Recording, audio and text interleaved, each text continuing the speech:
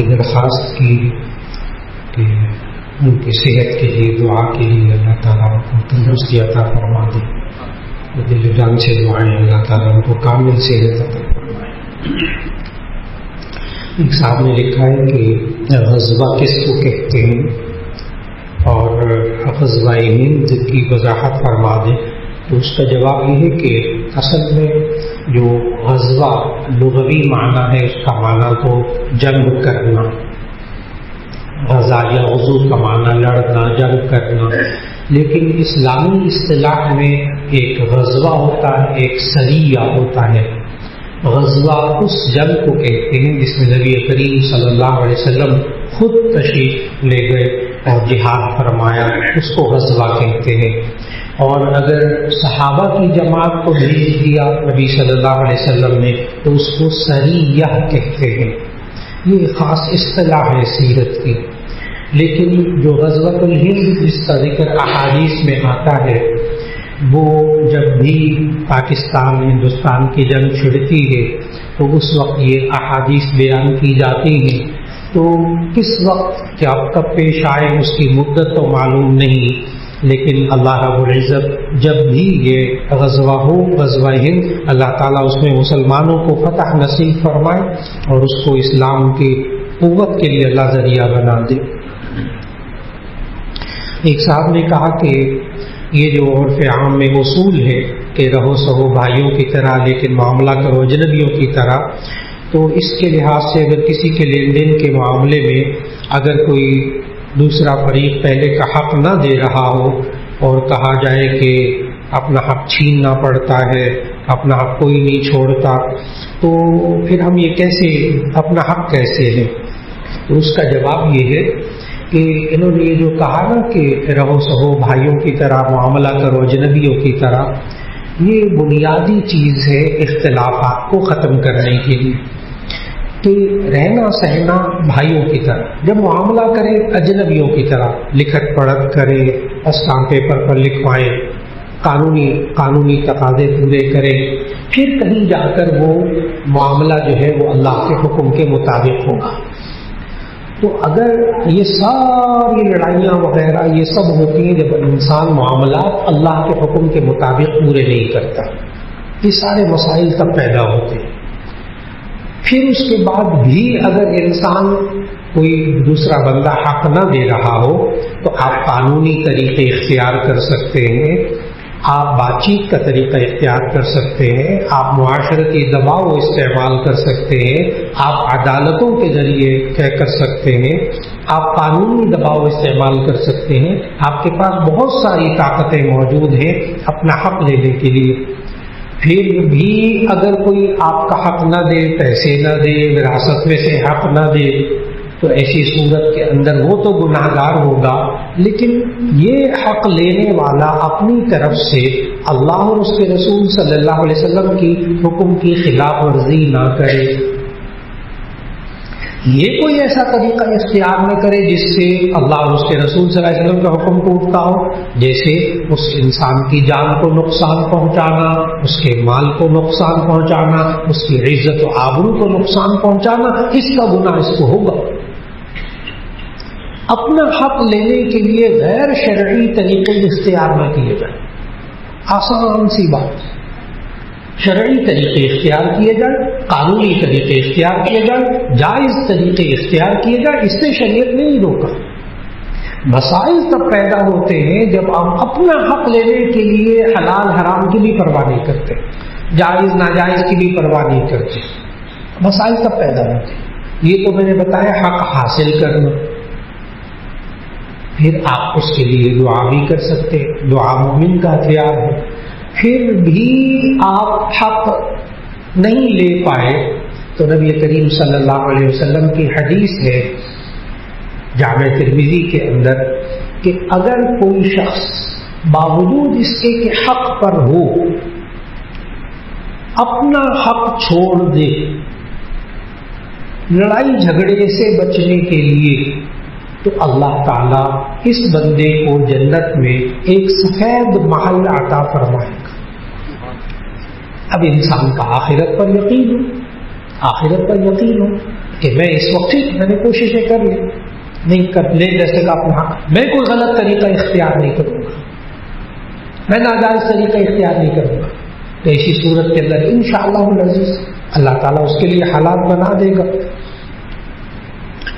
ایک صاحب نے کہا عام طور پر دعاؤں کی قبولیت کا سب سے بہترین وقت یعنی تہجد شمار ہوتا ہے، اگر اس میں باوجود پوری کوشش کرنے کے عشاء کے فوراً بعد الارم لگانے کے باوجود نہ نیند آنکھ نہ کھلے تو پھر بہت رنج ہوتا ہے۔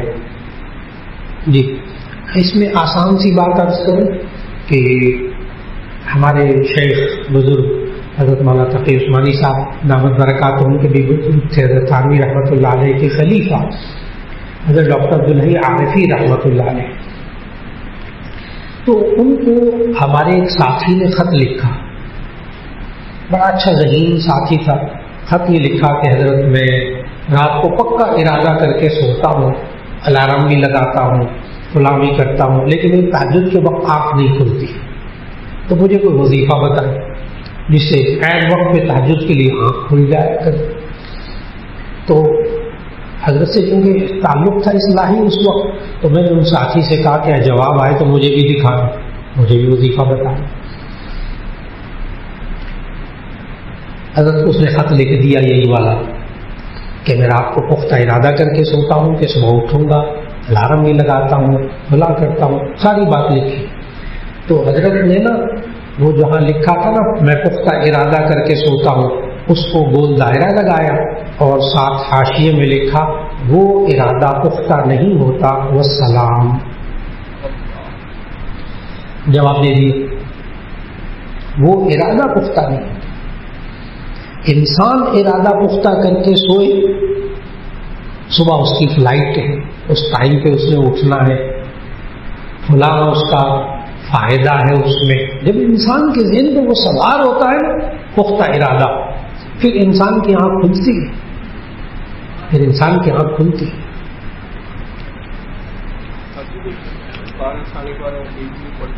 جی بھائی صاحب نے سوال کیا کیا تہجد جو ہے وہ 1 بجے 1:30 بجے پڑھ کے سو سکتے ہیں؟ اس کا جواب ذہن میں رکھ لیجئے، تہجد کا وقت ہے رات کا آخری تہائی حصہ، رات کا آخری تہائی حصہ، رات کو 3 حصوں میں تقسیم کر لیجئے۔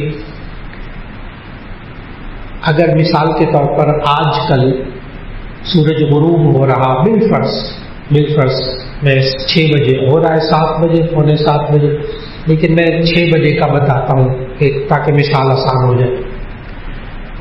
تو 6 بجے سورج غروب ہو رہا، رات شروع ہو گئی، پھر اوپر فجر کی اذان کا وقت کب ہوتا ہے وہ مثال کے طور پر 6 بجے، مثال دے رہا ہوں۔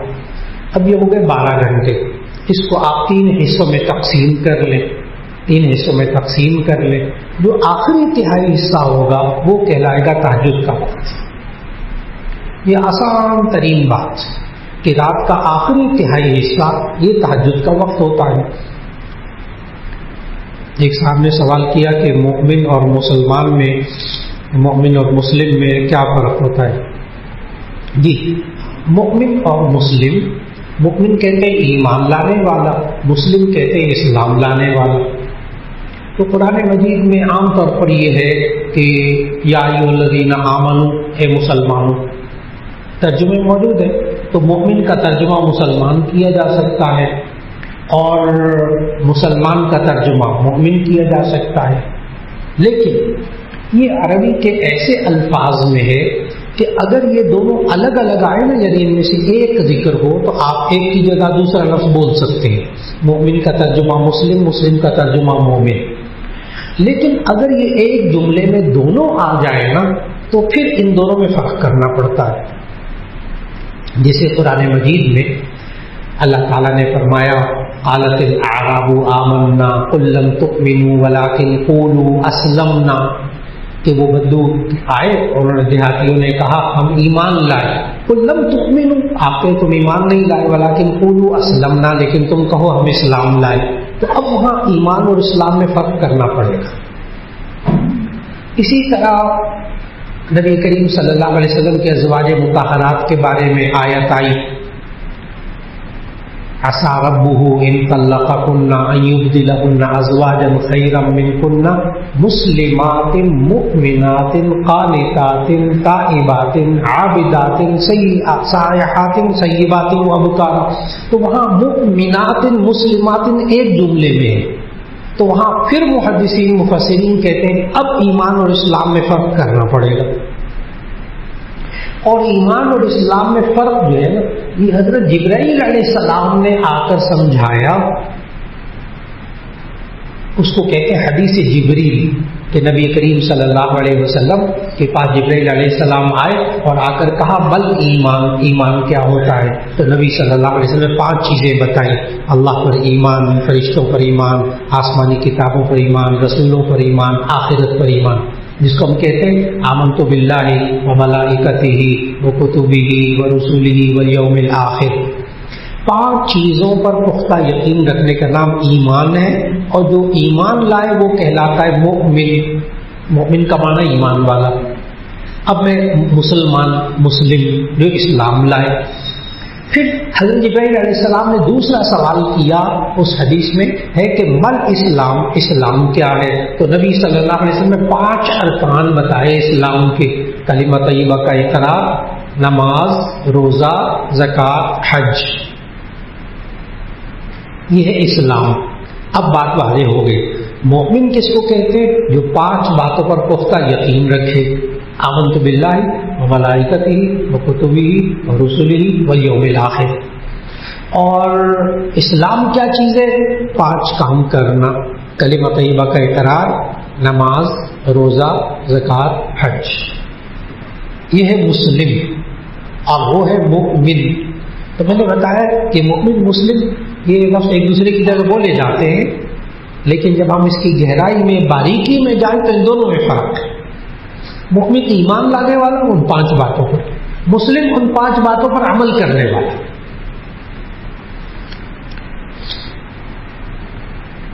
ایک صاحب نے کہا مومن کی مثال مسجد کے اندر ایسی دی جاتی ہے جیسے مچھلی پانی میں، لیکن جب مچھلی پانی سے باہر آتی ہے تو مر جاتی ہے. اسی طرح مومن بھی ظاہر ہے کہ مسجد سے باہر آتا ہے تو اس بات کو کہ کس لحاظ سے دیکھا جائے. جی نبی صلی اللہ علیہ وسلم نے بعض مثالیں دے کر باتوں کو سمجھایا. بعض بزرگ مثالیں دے کر سمجھاتے ہیں باتوں کو کہ مومن کی مثال ایسی ہے مسجد میں جیسے مچھلی پانی میں ہوتی ہے. جب مچھلی پانی میں ہوتی ہے زندہ رہتی ہے، جب باہر جاتی ہے تو مر جاتی ہے. تو یہ فرق آتا ہے. مسجد کے اندر بیٹھ کر، ماحول میں بیٹھ کر ایک انسان کے دل کی کیفیت، ذہن کی کیفیت کچھ اور ہوتی ہے، باہر نکل کر کچھ اور ہوتی ہے. یہ والا سوال جو انہوں نے کیا ہے یہ حضرت ابوبکر صدیق رضی اللہ تعالیٰ عنہ نے نبی صلی اللہ علیہ وسلم سے سوال کیا تھا.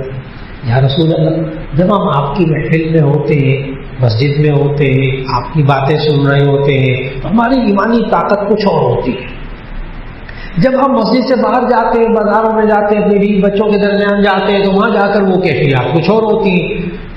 بعض صحابہ نے اس جملے کے بارے میں پتہ کیا کہا کہ کہیں یہ نفاق تو نہیں. اتنا فکر ظاہر کیا کہ نبی صلی اللہ علیہ وسلم کی مجلس میں جب بیٹھتے ہیں تو اس وقت ہماری ذہنی کیفیت اور ہمارے دل و دماغ کی کیفیت کچھ اور ہوتی ہے. باہر جاتے ہیں بیوی بچوں کے بعد بازار میں خرید و فروخت کے لیے پھر اور کیفیت ہو جاتی کہ یہ نفاق تو نہیں. تو اس پر نبی صلی اللہ علیہ وسلم نے فرمایا کہ نہیں. پھر پتہ کیا فرمایا نبی صلی اللہ علیہ وسلم؟ نبی صلی اللہ علیہ وسلم نے فرمایا جو تمہاری کیفیت مسجد کے اندر میری مجلس میں ہوتی ہے، اگر یہی والی کیفیت تمہاری باہر بھی ہونے لگ جائے تو تم نہ اپنی بیویوں کے پاس جاؤ نہ تم بازاروں میں جا سکو. سمجھایا کہ یہ فطری بات ہے، فطری بات ہے کہ میری مجلس میں بیٹھ کے، مسجد میں بیٹھ کے ایک دل و دماغ کی کیفیت بڑی اچھی ہوتی، باہر نکل کر وہ نہیں باقی رہتی. یہ بھی اللہ کا نظام ہے. اگر باہر بھی یہی کیفیت رہ جائے تو انسان نہ خرید و فروخت کر سکے، نہ بیوی بچوں کے پاس جا سکے. لیکن باہر نکل کر گناہ کی کیفیت میں نہ جائے. بس مسجد سے باہر نکل کر گناہ کی کیفیت میں نہ جائے، ورنہ یہ مر جائے گا. ورنہ یہ مر جائے گا، یعنی اس کا ایمان مر جائے گا. ایمان کیسے باقی رہے گا کہ یہ مومن مسجد سے باہر بھی جاتا ہے تو اس کو اگلی نماز کی فکر ہوتی ہے. ظہر کی نماز پڑھی تو عصر کی نماز کی فکر، عصر پڑھی مغرب کی فکر، مغرب پڑھی عشاء کی فکر، عشاء میں رات کو سویا فجر کی فکر، اس کا دل اٹکا ہوا ہے مسجد میں، انشاءاللہ اس کا ایمان بالکل تازہ اور باقی مضبوط ہے۔ ایک صاحب نے کہا عام طور پر رائج ہر فرض نماز کے بعد اجتماعی دعاؤں کے علاوہ جاری یا خفی کوئی دن اور وقت مقرر کر کے کی جائیں یا وقت مقرر کر کے نہ کی جائیں، اس کی شرعی حیثیت کیا ہے؟ تو اس کا جواب یہ ہے کہ فرض نماز کے بعد دعا مانگنا یہ تو نبی صلی اللہ علیہ وسلم سے ثابت ہے۔ تین باتیں الگ الگ ہیں، ایک ہے فرض نماز کے بعد دعا مانگنا، ایک ہے ہاتھ اٹھا کر دعا مانگنا فرضوں کے بعد، ایک ہے اونچی آواز سے دعا مانگنا۔ یہ تینوں الگ الگ چیزیں ہیں، ان کو خلط ملط مکس نہ کریں۔ نمبر ایک، نبی صلی اللہ علیہ وسلم نے فرض نماز کے بعد دعائیں مانگی تو اس کا جواب مشکات شریف کے اندر صاحب مشکات نے باب قائم کیا ہے، باب الدعاء بعد الصلاۃ، اور اس میں لائن لگا دی حدیثوں کی، بخاری مسلم ترمذی کی، کہ نبی صلی اللہ علیہ وسلم نے نماز کے بعد یہ دعا مانگی، نبی صلی اللہ علیہ وسلم نے نماز کے بعد یہ دعا مانگی، نبی صلی اللہ علیہ وسلم نے نماز کے بعد یہ دعا مانگی۔ نماز کے بعد فرض نماز کے بعد دعا مانگنا یہ تو حدیث سے ثابت ہے، اس میں کوئی اختلاف ہی نہیں۔ اب یہ کہ ذرا اونچی آواز سے مانگی جائے کہ نہ مانگی جائے، ایک بات آسان سی ہے۔ اگر نبی صلی اللہ علیہ وسلم نے فرض نماز کے بعد اونچی ذرا آواز نکال کر دعا نہیں مانگی تھی تو صحابہ کو کیسے پتا چلا کہ یہ دعا مانگی تھی؟ بہت آسان سی بات ہے، صحابہ کو کیسے پتا چلا جب آواز ہی نہیں آئی؟ معلوم ہوا آواز تھوڑی سی آئی تھی، بہت تشریح کرنا مانگا، لیکن مجمع زیادہ ہو آپ اونچی آواز سے دعائیں مانگے بہت اچھا۔ ایک ہے فرض نماز کے بعد دعا مانگنا، یہ ثابت ہے، چل یہ حدیث سے ثابت ہے۔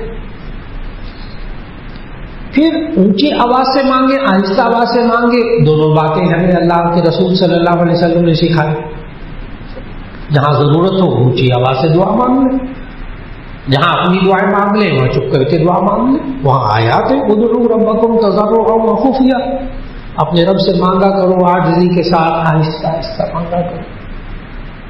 اور جہاں ضرورت پیش آ جائے کہ آپ دعا مانگے باقی آمین کہیں، وہاں اونچی آواز سے مانگ لیں۔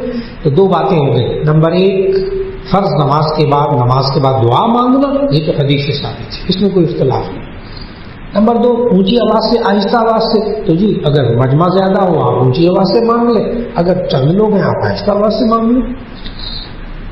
نمبر تین، فرض نماز کے بعد ہاتھ اٹھا کر دعا مانگنا نہ فرض ہے نہ واجب ہے نہ سنت مؤکدہ ہے،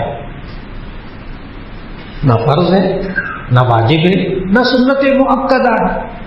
آپ ہاتھ اٹھا کر دعا، اور ممانعت بھی نہیں ہے، فرض نماز کے بعد ہاتھ اٹھا کر دعا مانگنا اس کی ممانعت بھی نہیں، معلوم جائز، اور بعض احادیث میں موجود فرض نماز کے بعد دعا مانگنا ہاتھ اٹھا کر، بعض احادیث موجود۔ تو اسی صورت میں سنت غیر مؤکدہ، اگر آپ نمازوں کے بعد فرض نمازوں کے بعد ہاتھ اٹھا کر دعا مانگ لیں گے گناہ کی بات نہیں، لیکن اس کو فرض واجب نہ سمجھے۔ اگر کوئی فرض نمازوں کے بعد دعا نہ مانگے اس کو کہتے مسلمان ہی نہیں، نہ اب بریک لگائیں، اب رک جائیں۔ سنت غیر مؤکدہ چھوڑنے والے کو آپ ملامت نہیں کر سکتے، ملامت نہیں کر سکتے۔ کوئی فرض نماز کے بعد دعا نہ مانگے اس کو برا بھلا نہ کریں، لیکن فرض نماز کے بعد دعا مانگنا یہ ثابت ہے حدیث، دعا کی قبولیت کا وقت ہے۔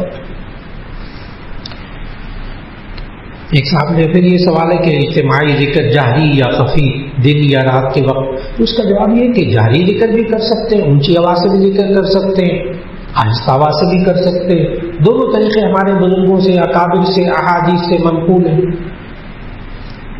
اونچی آواز سے ذکر کر رہے ہیں ان کو برا نہ کہا جائے، آہستہ آواز سے ذکر کر رہے ہیں ان کو بھی برا نہ کہا جائے۔ نبی کریم صلی اللہ علیہ وسلم قرآن مجید کی تلاوت کرتے ہوئے بھی یہی سمجھاتے تھے کہ حالات اور وقت کے تقاضوں کے مطابق تلاوت کر لیا کریں۔ جامع ترمذی کی حدیث ہے، نبی صلی اللہ علیہ وسلم ایک دن حضرت ابوبکر صدیق رضی اللہ تعالیٰ عنہ کے پاس سے گزرے رات کو تو وہ تلاوت کر رہے تھے بہت ہی آہستہ آواز سے. حضرت ابوبکر صدیق رضی اللہ تعالیٰ عنہ تلاوت کر رہے تھے قرآن مجید کی بہت آہستہ آواز سے. تو نبی صلی اللہ علیہ وسلم نے پوچھا اتنی آہستہ آواز سے کیوں تلاوت کر رہے ہیں؟ تو حضرت ابوبکر صدیق رضی اللہ تعالیٰ عنہ کا جواب بھی سننے والا تھا.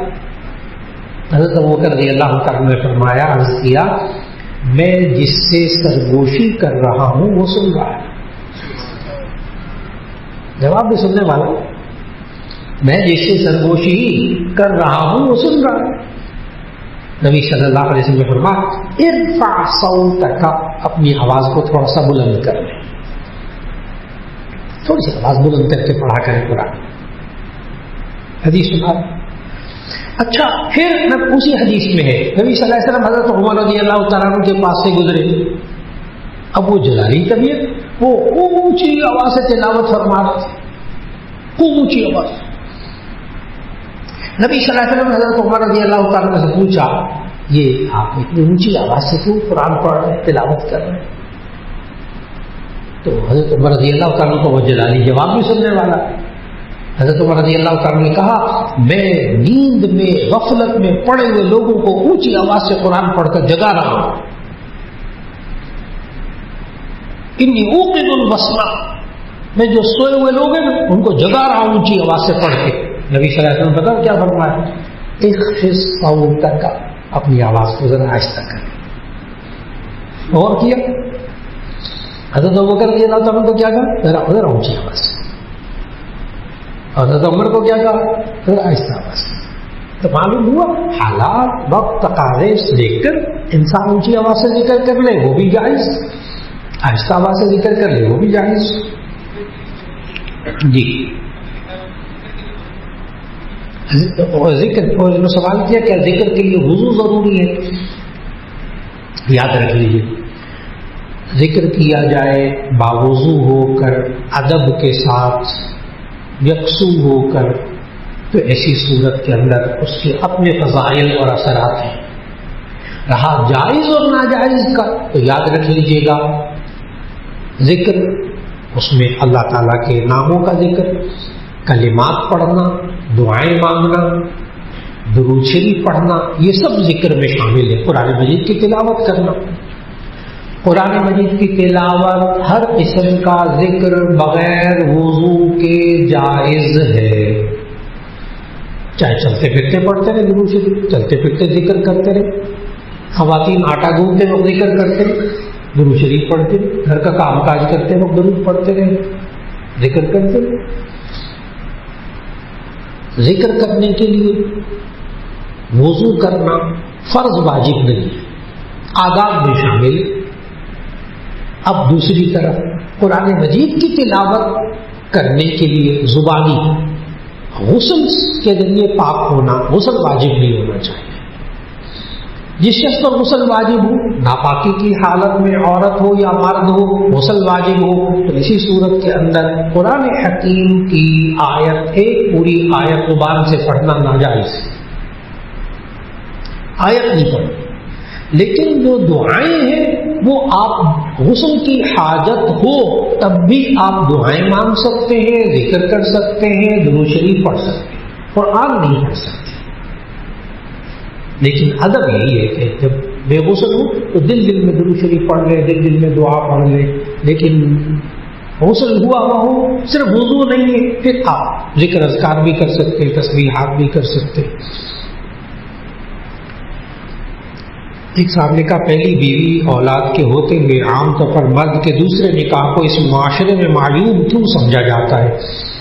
جی معاشرے میں معیوب سمجھا جاتا ہے، اس کی وجوہات ہیں. اللہ نے قرآن مجید میں جہاں دو دو چار چار نکاح کرنے کی اجازت دی سورہ نساء میں، فَانكِحُوا مَا طَابَ لَكُم مِّنَ النِّسَاءِ مَثْنَىٰ وَثُلَاثَ وَرُبَاعَ. آگے اللہ نے کہا فَإِنْ خِفْتُمْ أَلَّا تَعْدِلُوا فَوَاحِدَةً، اگر تمہیں ڈر ہو کہ تم انصاف نہیں کر سکو گے پھر ایک ہی کافی. معیوب کیوں سمجھا جاتا ہے؟ اس لیے کہ یہ انسان انصاف نہیں کرتا. وجہ بتائیے میں نے، انسان انصاف نہیں کرتا، صرف اس وجہ سے لوگ معیوب سمجھتے ہیں. اور ابھی بھی اس معاشرے کے اندر ایسی مثالیں موجود ہیں کہ اگر یہ شوہر پہلی بیوی کے ساتھ انصاف کرتا تھا، اس کا بہت خیال رکھتا تھا، حقوق ادا کرتا تھا، بچوں کے خیال کرتا تھا، جب اس کو محسوس ہوا کہ میرے شوہر کو اب ایک اور بیوی کی ضرورت ہے، میں بیمار رہتی ہوں، غلام ہونا، خود ان بیویوں نے دوسرے رشتے کے لیے جا کر رشتہ کیا، اس نکاح میں پہلی بیوی خود شریک ہوئی اور بعد میں شوہر نے بھی بڑے آرام سے اس کو رکھا۔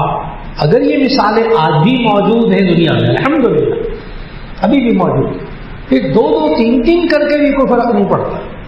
مصیبت کیا ہے؟ مصیبت فَإِنْ خِفْتُمْ أَلَّا تَعْدِلُوا فَوَاحِدَةً، اگر تم سمجھو ڈر ہو تمہیں تم انصاف نہیں کر سکو گے، بس پھر ایک ہی کافی۔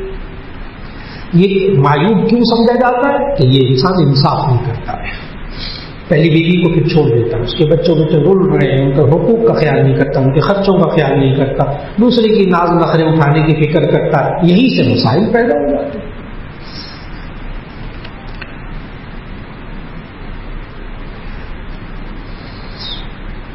یہ پھر وہی اونچی دعائیں، آہستہ دعائیں میں بتا چکا ہے۔ یہ کہا کہ کیا کسی بھی قسم کا جہاد و قتال کرنا ہر اسلامی ملک کے پیشہ ور تنخواہ دار فوج کے ذمہ ہوتا ہے ہمیشہ؟ جی یاد رکھ لیجیے گا، نبی کریم صلی اللہ علیہ وسلم کے زمانے میں اس مدینے کی اسلامی ریاست کے اندر باقاعدہ نبی صلی اللہ علیہ وسلم نے فوج بنائی تھی، مجاہد صحابہ تیار کیے ہوئے تھے، پھر اس کو تنخواہ وغیرہ نہیں ہوتی تھی۔ پھر حضرت ابوبکر صدیق رضی اللہ تعالیٰ عنہ کا دور آیا، اس وقت بھی فوج مجاہدین الگ تیار ہوتے تھے جہاد کے لیے۔ پھر حضرت عمر رضی اللہ تعالیٰ عنہ کا دور آیا تو اس وقت خوب اسلامی سلطنت پھیل گئی، اور اب افواج فوج کی باقاعدہ ضرورت پڑی۔ فوج کا پہلا باقاعدہ محکمہ حضرت عمر رضی اللہ تعالیٰ عنہ نے قائم کیا۔ فوج کی پہلے جو مجاہدین ہوتے تھے ان کو مال غنیمت میں سے حصہ ملتا تھا، بیت المال میں سے ان کی کفالت کی جاتی تھی، باقاعدہ بیت المال میں سے مجاہدین کے لیے، اور ہر غزوے کے بعد ان کو مال غنیمت بھی دیا جاتا تھا۔ حضرت عمر رضی اللہ تعالیٰ نے سب سے پہلے باقاعدہ فوجی نظام قائم کیا، اور آپ کو حیرت کی بات بتاؤں، یہ جو ہمارے یہاں اعشاری نظام ہے، اعشاری نظام پہلے تو ہوتا تھا نا، 1 روپے میں 16 آنے ہوتے تھے اور اس طرح کا حساب ہوتا تھا، ایک سیر ہوتا تھا، ہاں ایک سیر کے اندر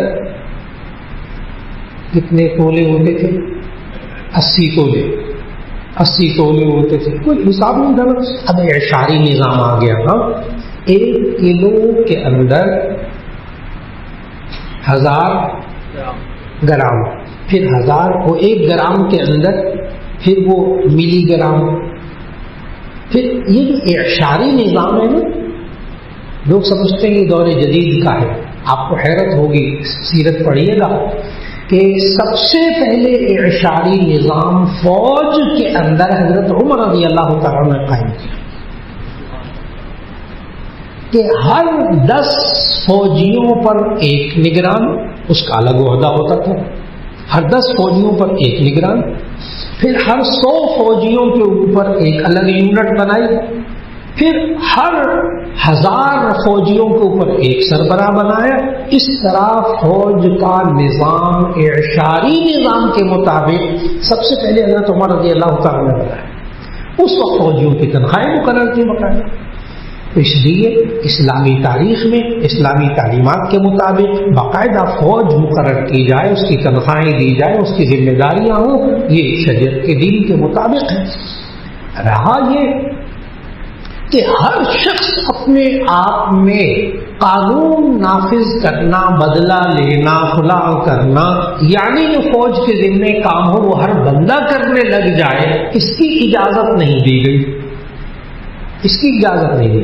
فساد یہاں سے شروع ہوا، ہر بندہ سوچنے لگا میں اپنے طور پر جہاد کروں گا، وہاں سے پھر مسائل سامنے آنے لگ گئے، اور جب یہ ایک منظم طریقے سے جہاد کیا جائے، اس کا حکم ہے قرآن کے اندر،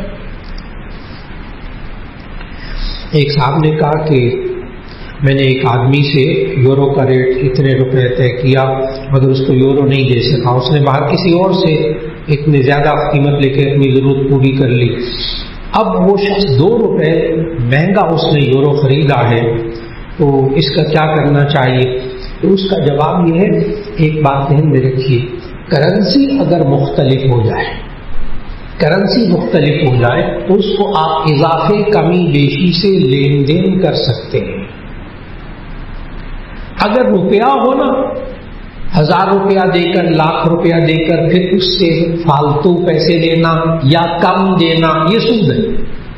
لیکن آپ ڈالر لیتے ہیں، یورو لیتے ہیں، ریال لیتے ہیں، دیتے ہیں پاکستانی روپیہ، اس میں کمی بیشی جائز ہے۔ کرنسی مختلف ہو جائے تو پھر سود نہیں ہوگا۔ بازار کا ریٹ اتنا ہے، ریال اتنے کا 78 روپے کا، آپ 80 روپے کا دے رہے، جائز۔ مارکیٹ میں جو ہے وہ 80 روپے کا ریال مل رہا، آپ اپنے دوست کو 78 روپے میں بیچ رہے، جائز۔ کمی بیشی، کرنسی مختلف ہو جائے تو کمی بیشی جائز۔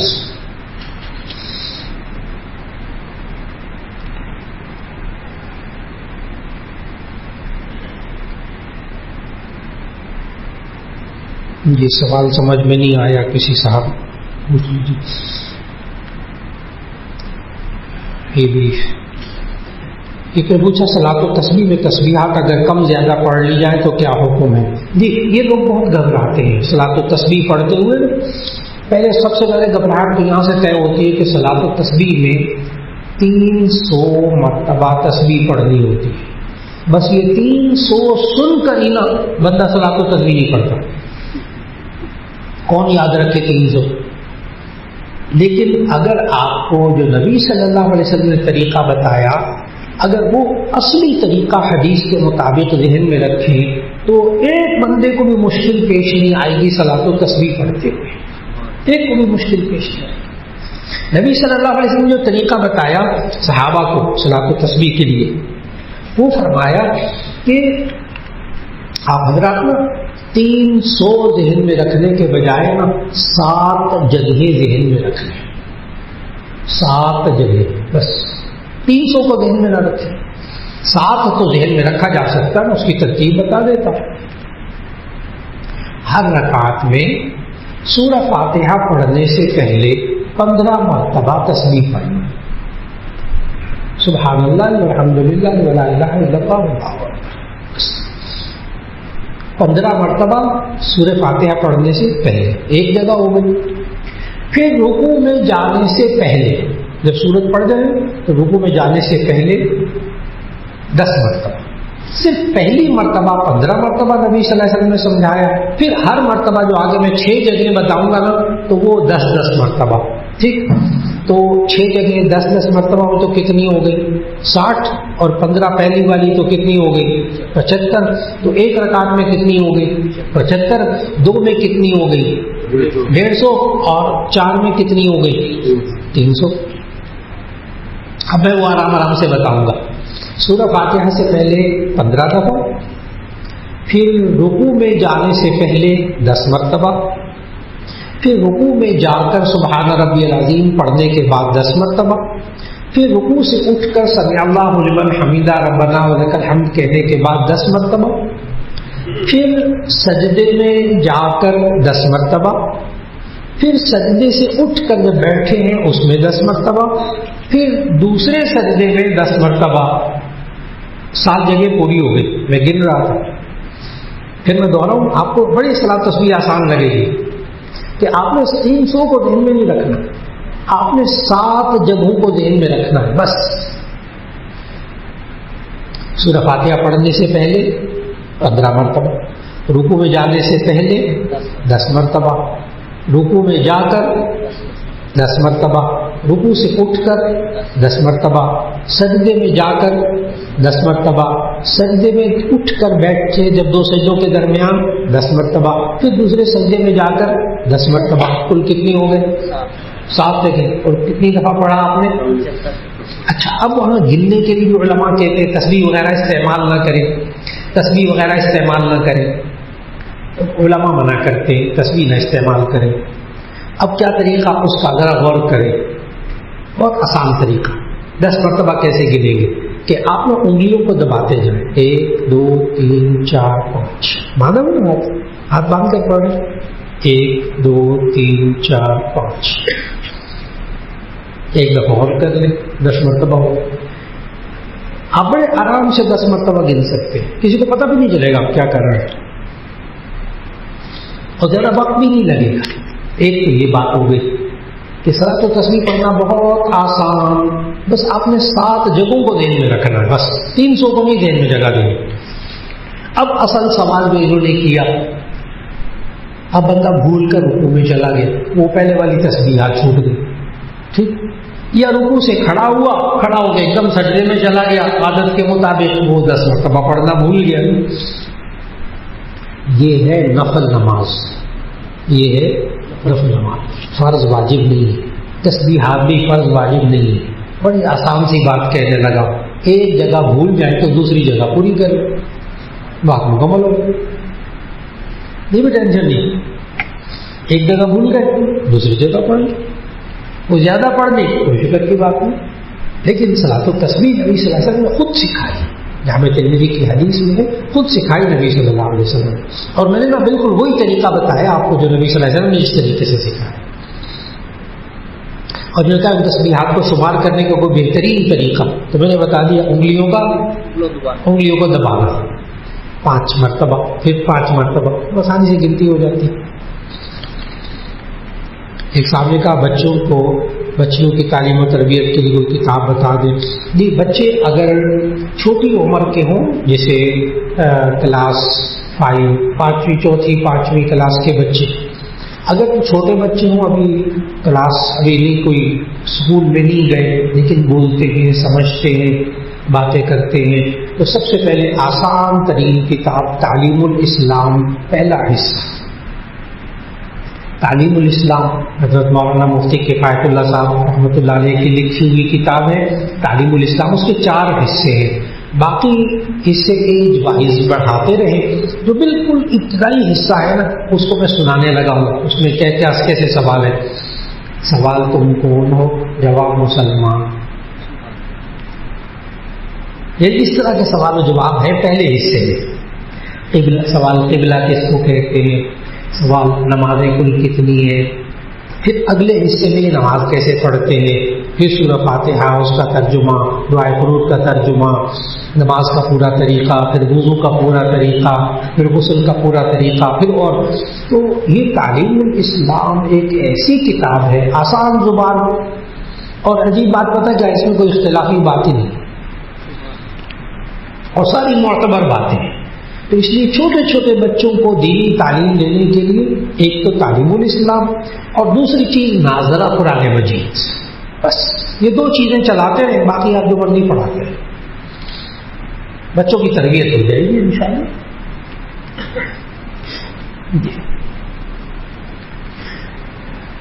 ایک صاحب کا میرے 4 بچے، کیا میں اپنی زندگی میں کسی کو بھی اپنی جائیداد دے سکتا ہوں جبکہ میرا ایک بیٹا نافرمان ہے، دوسرے کو میں نے عاق کر دیا ہے؟ تو اس کا جواب یہ ہے کہ بیٹے کو عاق کرنا، عین الف قاف، حقوق کہتے نافرمانی، عاق کا معنی نافرمان قرار دینا، یہ ایک قانونی چیز ہے. قانونی چیز ہے کہ اخبار میں آتا ہے میں نے اپنے بیٹے کو عاق کر دیا ہے، اب اس کے لین دین کا میں ذمہ دار نہیں ہوں. یہ بس اوقات آپ اخبار میں پڑھتے ہیں. یہ قانونی اعتبار سے درست ہے کہ بچہ بے راہ ہو گیا، کسی سے ادھار لیا ہوا ہے، قرض لیا ہوا ہے، دوسروں کا مال کھا رہا ہے، جوان بچہ ہے، اب ہر ایک باپ کی طرف پیچھے پھر رہا ہے، لا دو ہمارا پیسہ تمہارا بیٹا لے کے گیا تھا. تو لوگ پھر اخبارات میں اشتہار دیتے ہیں. یہ قانونی طور پر ایک چیز ہے، یہاں تک تو میں نے بتا دیا. لیکن آگے جو اشتہار میں یہ باتیں لکھی ہوتی ہیں، میں نے اپنے بیٹے کو عاق کر دیا ہے، میرے بعد میری جائیداد کا وارث نہیں ہوگا، یہ خلاف شریعت ہے. جتنا مرضی آپ اسٹامپ پیپر پر لکھ کر جائیں، میرا بچہ نافرمان، میرا بچہ یوں، میں نے اس کو جائیداد سے نکال دیا، عاق کر دیا، میرے بعد اس کو ایک پیسہ نہ دیا جائے، اسٹامپ پیپر پر لکھ کر انسان دنیا سے جائے، مرنے کے بعد اس کو وراثت ملے گی۔ ہاں بچہ گناہگار ہوگا، یہ نہیں کہ مولانا آپ نے کہہ دیا جتنا مرضی باپ جو مرضی کر لے یہ وارث ہوگا تو بیٹے تمہیں سارے شیر ہو جائیں گے، پھر تو کوئی باپ کی بات نہیں مانے گا۔ نہیں، اس کا جواب میں نے دیا، گناہگار ہوگا نافرمانی کی وجہ سے، گناہگار ہوگا، آخرت اس کو عجیب و غریب سزائیں ملیں گی اس بچے کو جو باپ کو ہر وقت تکلیف پہنچاتا رہتا ہے۔ نبی صلی اللہ علیہ وسلم نے معراج کے موقع پر جو سزائیں اپنی آنکھوں سے دیکھی تھی، نبی صلی اللہ علیہ وسلم نے جو سزائیں ملتی ہوئی اپنی آنکھوں سے دیکھی تھی، ان میں سے ایک یہ ہے کہ ایک بندہ، ایک انسان ایسا تھا جو بالکل تندرست تھا، ایک دم اس کو آگ لگتی تھی، خود بخود وہ جل کے راکھ ہو جاتا تھا، پھر اس کے بعد ٹھیک ہو جاتا تھا، اور تھوڑی دیر بعد پھر تھوڑی دیر بعد اس کو آگ لگتی تھی، پھر وہ جل کر راکھ ہو جاتا تھا، پھر ٹھیک ہو جاتا تھا۔ وہ حدیث میں موجود کہ نبی صلی اللہ علیہ وسلم نے پوچھا اس کو کس چیز کی سزا دے رہے، یہ کیا ہو رہا ہے اس کے ساتھ؟ تو اس وقت بتایا گیا نبی صلی اللہ علیہ وسلم کو کہ یہ اپنے ماں باپ کو دکھ پہنچانے والا انسان ہے۔ زندگی میں یہ ماں باپ کو دکھ پہنچاتا تھا، تھوڑی دیر بعد ماں باپ ٹھیک ہو جاتے تھے، چلو چھوڑو، بیٹا ہے، بچہ ہے، بچی ہے، ٹھیک ہو جاتے تھے، بھول جاتے تھے، پھر تھوڑی دیر چند دن بعد پھر یہ تکلیف پہنچاتا تھا، پھر ماں باپ ٹھیک ہو جاتے تھے، پھر یہ تکلیف پہنچاتا تھا، ماں باپ کو دکھ پہنچاتا، جلتے تھے ماں باپ اندر سے، کچھ دن بعد ماں باپ پھر ٹھیک ہو جاتے تھے۔ آج اس کو یہی سزا دی، تو ماں باپ کو تکلیف پہنچا کر یہ سمجھنا ماں باپ ٹھیک ہو جاتے ہیں، تھوڑی دیر بعد بھول جاتے ہیں، آسان کام نہیں ہے۔ اچھا ماں باپ سے معافی مانگ لیں، جلدی سے معافی مانگ لیں کہ جی آئندہ نہیں میں آپ کو سکھاؤں گا، آپ کو تکلیف نہیں دوں گا۔ اچھا یہ نہ سوچا کوئی بندہ، کوئی نوجوان یہ نہ سوچے کہ ماں باپ کو تکلیف جتنی مرضی پہنچا دو، بعد میں بندہ بن جاتے ہیں، خود ہی معاف کر دیتے ہیں، سب ٹھیک ہو جاتا ہے، چلو کوئی نہیں۔ اس کے ذمہ اگر اس نے معافی نہیں مانگی، اپنے رویوں کو ٹھیک نہیں کیا، بعد میں دکھ پہنچانے کو نہیں روکا، تو آخرت میں سزا کے لیے تیار رہے بندہ۔ اسی طرح اس کا جسم جلے پھر ٹھیک ہو جائے، پھر جسم جلے گا پھر ٹھیک ہو جائے، آخرت کی سزا تیار ہے۔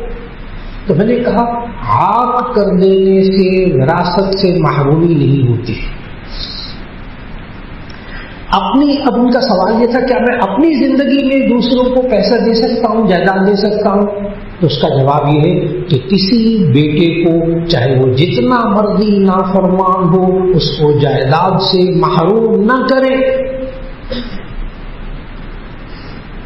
جتنا مرضی نافرمان، آپ کے کام نہیں آتا، آپ کو دکھ پہنچاتا ہے، تکلیفیں پہنچاتا ہے، آپ زندگی میں تقسیم، اول تو زندگی میں تقسیم کرنا آپ کے ذمہ نہیں ہے، فرض واجب نہیں ہے، جب انسان مر جائے گا خود ہی وراثت میں تقسیم ہوگا۔ لیکن اگر زندگی میں تقسیم کرنا چاہے، نافرمان بچہ بھی ہو نا، اس کو بھی جائیداد کا حصہ باقی کو دے رہے، اس کو بھی دے۔ کیوں؟ کبھی کوئی ایسا کام کر کے نہ جائے زندگی میں کہ اچھا پھر میں یہ ساری جائیداد نہ ان بیٹوں کے نام رجسٹری کر دیتا ہوں، ان کو مالک بنا دیتا ہوں، تمہیں ایک پیسہ نہیں ملے گا میرے مرنے کے بعد، زور لگا دینا۔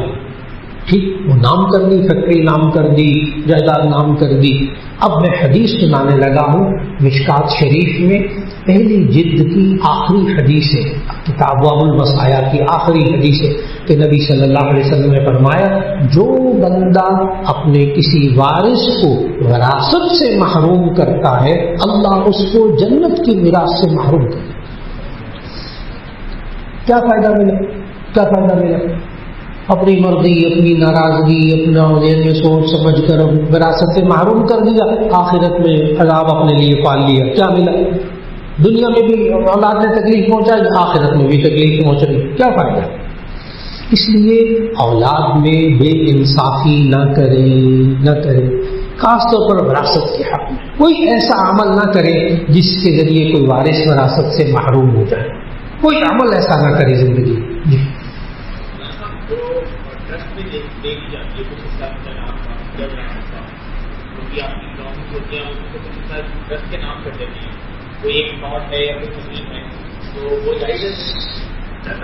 اصل میں جامع شفیع میں بھائی صاحب نے سوال کیا ہے کہ بہت سے ماں باپ جو ہے نا وہ اپنی جائیداد ٹرسٹ کو دے دیتے ہیں، وقف کر دیتے ہیں، ہسپتال کے نام، مدرسے کے نام، فلاں کے نام. یہ جامع شفیع میں بہت ہوتا ہے، یہ جامع شفیع میں بہت ہوتا ہے. آتے ہی دفتر میں آتے ہیں حضرت ناظم صاحب کے پاس، وہ جی میں اپنا جائیداد ہے، کوٹھی ہے، زمین ہے، میں وقف کرنا چاہتا ہوں جامع شفیع کے لیے. آتے بزرگ لوگ ہی، بزرگ لوگ آتے اور ہاتھوں میں بغلوں میں رجسٹریاں بھی دبائی ہوئی ہوتی ہیں. کہتے ہیں بس حضرت یہ میں نے جامع کے وقف کر دی. پھر یہ حضرات پتہ کیا کہتے ہیں؟ کہتے ہیں بالکل ٹھیک. اب آپ یوں کریں کہ اپنے بچوں کو، بیوی بچوں کو لے آئے، ان سے ہم پوچھیں گے کیا وہ راضی ہیں. اگر وہ راضی ہوں گے تو پھر ہم قانونی طریقے سے سارے بیوی بچوں کے سائن کروائیں گے عدالت میں لے جا کر، پھر وہ دستخط کریں گے اپنی رضامندی سے، پھر یہ جامع شفیع کے نام وقف ہو جائے گی. وہ کہتا ہے حضرت وہ تو نہیں آ سکتے. وہ ناظم صاحب فرماتے ہیں پھر آپ یہاں سے تشریف لے جائیں. ہمارے یہاں بڑی پابندی ہے اس چیز کی. سوال ہی پیدا نہیں ہوتا کہ کوئی بندہ اپنی، اور یہ سارے وہی لوگ ہوتے ہیں کہ بڑھاپے کے اندر بیوی تنگ کر رہی، بچے تنگ کر رہے، کہنا نہیں مار رہے، بہویں آ گئی وہ تکلیفیں پہنچا رہی ہیں، اور سارے دعائیں مانگتے ہیں کب یہ بوڑھا مرے گا تو ہمیں یہ جائیداد ملے گی. اور وہ بزرگ پہنچ جاتا ہے جامع شفیع میں وقف کرنے کے لیے. کوئی نہیں وقف ہوتا، بالکل وقف نہیں. ظلم ہے یہ، ظلم. اگر یہ انسان اپنی زندگی میں اپنے رویوں کو اچھا رکھتا اور یہ جائیداد میں جتنی چیزیں ہیں یہ سارے اپنے بچوں کو، جوان بچوں کو اور بیوی کو اپنا اپنا حصہ دے جاتا، ان کا حق ادا کرتا، یہاں تک نوبت نہ پہنچتی. تو اس لیے جائیداد کو، ٹرسٹ کو اپنی زندگی میں دے کر وارثوں کو محروم کر دینا یہ گناہ کی بات ہے. یہ کوئی نیکی کی بات نہیں ہے، یہ گناہ کی بات ہے. ہاں وہ وارثان تمام متفق ہو جائے، آپ وراثت ٹھیک ہے، آپ کی بہت ساری جائیدادیں ہیں، بہت ساری زمینیں ہیں، بچوں کے لیے بھی رکھی ہوئی ہے، فلان یہ والی میں جائیداد جامع شفیع کے لیے وقف کرتا ہوں، مسجد کے لیے وقف کرتا ہوں، ہسپتالوں کے لیے وقف کرتا ہوں، وہ بچہ اللہ قبول کر لیں. لیکن وارث کا حق نہ مارے، وارث کا حق نہ مارے.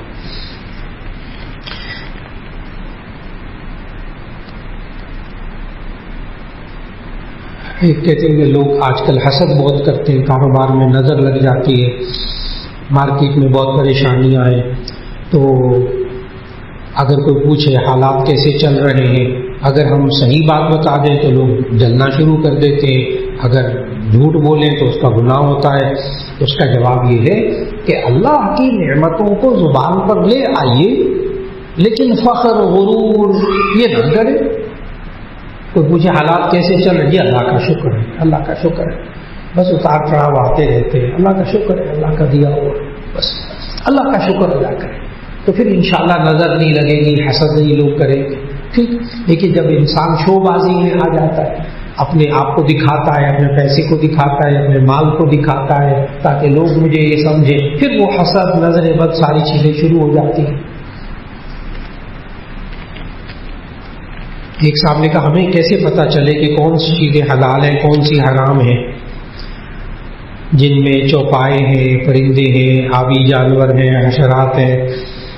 نہیں، انہوں نے غالباً جانوروں کے بارے میں. ایک تو یہ کہ حلال کیا ہے، حرام کیا ہے، بہت آسان، بہت آسان، کوئی مشکل نہیں. کھانے کی چیزوں میں، کھانے کی چیزوں میں جتنی دالیں ہیں نا، دالیں، اناج، غلہ، سارا حلال. جتنے مسالے ہیں جن میں نشہ نہ ہو وہ سارے حلال. کھانے پینے جتنی سبزیاں ہیں وہ ساری حلال، سوائے وہ ایک بھنگ کے جس میں نشہ ہوتا ہے، باقی ساری سبزیاں حلال. تو نباتات ساری حلال، اگنے والی چیزیں ساری حلال. ٹھیک. دالیں، چنے، آٹا، گندم، جو سب حلال. ٹھیک ہو گئی. اب رہ گئی صرف ایک چیز، گوشت. گوشت گوشت میں حلال کیا، حرام کیا. تو آپ پوری دنیا کے جانوروں کو 4 حصوں میں تقسیم کر لیں. یا آج کے بعد نا آپ کسی بھی جانور کو دیکھ کر آپ بتا سکیں گے حلال ہے، حرام ہے. دنیا کو کوئی جانور نبی صلی اللہ علیہ وسلم نے اصول بتایا، دنیا کے سارے جانوروں کو 4 حصوں میں تقسیم کر لیں۔ نمبر 1 حشرات الارض، کیڑے مکوڑے، یہ زمین پر رینگنے والے۔ نمبر 2 چوپائے، 4 پایوں والے۔ نمبر 3 پرندے، اڑنے والے برڈز، اڑنے والے پرندے۔ نمبر 4 دریائی جانور جو دریا میں ہی زندہ رہتے ہیں، مرتے بھی وہی زندگی ہوتی۔ دریائی جانور 4 حصے، ان 4 کے باہر کوئی آپ کو گوشت والی چیز نہیں ملے گی۔ نمبر 1 حشرات الارض، کیڑے مکوڑے، یہ سانپ بچھو، یہ کیڑیاں ویڑیاں سب ناجائز حرام۔ یہ حشرات الارض سارے حرام۔ ایک واقعہ ہوگا، یہ جو چوپائے ہیں نا، چوپائے، ان کے بارے میں نبی صلی اللہ علیہ وسلم نے سمجھایا، حدیث میں الفاظ ہیں ذی ناب یصید بہ، ذی ناب یصید بہ، ناب کچلی والے جانور جو کچلی سے شکار کرتے، ناب کچلی کو کہتے ہیں۔ آپ کے منہ میں بھی کچلی ہے، سامنے کے 4 دانت ہیں نا آپ کے، تو ان کے ساتھ ساتھ ایک نوکیلے دانت ہیں جن کو پنجابی میں سوئے کہتے ہیں، آپ کے منہ میں بھی ہے۔ تو یہ 4 دانت، اس کے ساتھ یہ نوکیلے دانت، اس کو ناب کہتے ہیں۔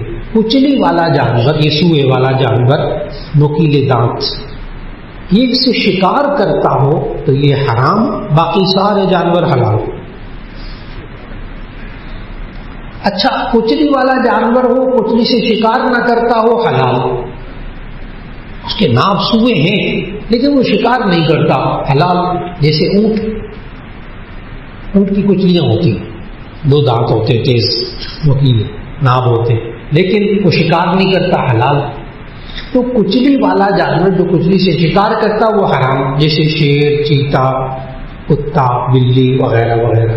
بلی کو اس لیے جائز قرار دے دیا کہ اس کا جھوٹا حلال نہیں ہے، حرام، لیکن چونکہ گھروں میں آنے جانے کو ان سے بچنا بڑا مشکل ہوتا ہے تو وہ پانی میں منہ ڈال دے، دودھ میں منہ ڈال دے تو پاک ہے، اگر اس کے منہ پہ نجاست نہ لگی ہوئی۔ یہ نبی صلی اللہ علیہ وسلم نے الگ سے اس کا استثناء کیا۔ تو 2 چیزیں ہوگی، حشرات اللہ سارے حرام، کچلی والے جانور جو کچلی سے شکار کریں وہ حرام، باقی سارے حلال۔ نمبر 3 پرندے، اڑنے والے۔ نبی صلی اللہ علیہ وسلم کی حدیث سے معلوم ہوا ذی مخلب یصید بہ، مخلب پنجہ، پنجے سے شکار کر کے کھاتا ہو تو حرام، باقی سارے پرندے حلال۔ اگر پنجے سے کھاتا ہو لیکن شکار نہ کرتا ہو، پنجے سے پکڑ کر کھاتا ہو، شکار نہ کرتا ہو، وہ حلال۔ یہ شرط ہے، پنجے سے شکار کرتا ہو، اس میں یہ چیل، گدھ، عقاب، فلاں فلاں، یہ پرندے سارے حرام جو پنجے سے شکار کرتے ہیں۔ ایک پرندہ ایسا ہے جو پنجے سے پکڑ کر کھاتا ہے لیکن شکار نہیں کرتا، وہ ہے طوطا۔ طوطا شکار نہیں کرتا، کھاتا پنجے سے لیکن ہے حلال۔